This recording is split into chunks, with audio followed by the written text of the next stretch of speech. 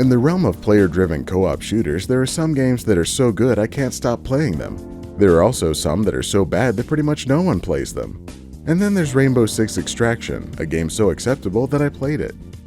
Dive into the role of one of a collection of tactical gear-clad operators that have finally taken a break from killing one another in Rainbow Six Siege to try and take on a new threat. Parasite alien monsters have declared war on America and challenged our patriotism directly by shooting up the skirt of Lady Liberty and popping her head right off.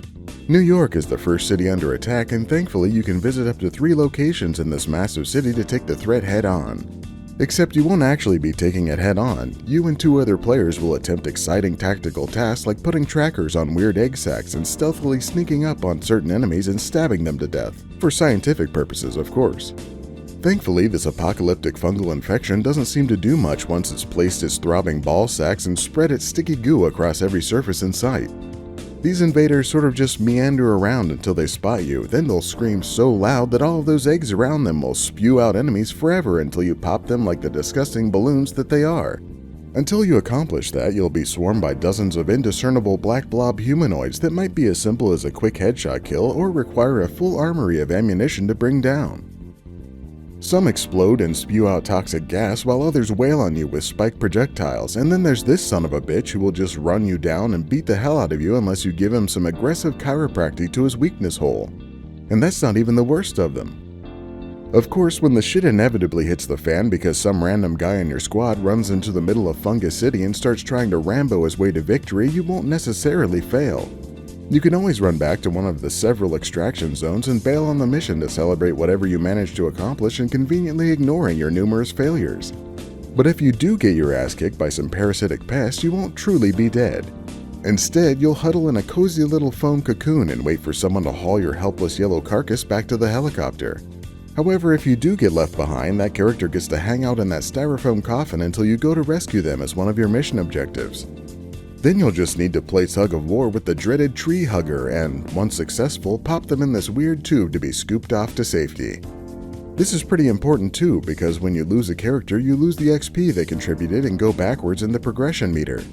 Because losing progression is everyone's favorite game mechanic. Completing objectives isn't the only way to progress though.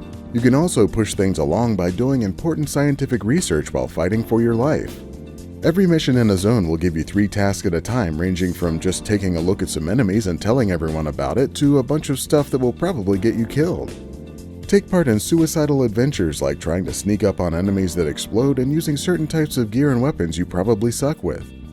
Then you can fully realize the dream of compromising your entire mission and pissing off your teammates while trying to accomplish these random tasks for that sweet delicious XP.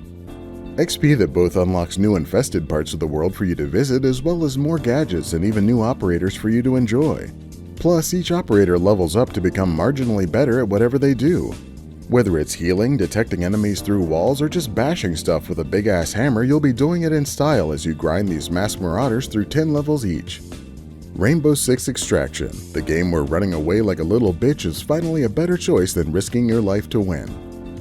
Extraction puts just enough of a twist on the co-op shooter genre to make something interesting, and it's definitely fun for a while. But when the difficulty starts ramping up and you cycle back through the same small levels, handful of objective types, and enemies that start to all run together, it becomes harder to stick with. Even though I still expect this to have a hardcore following down the line, I give Rainbow Six Extraction the abbreviated score of OK.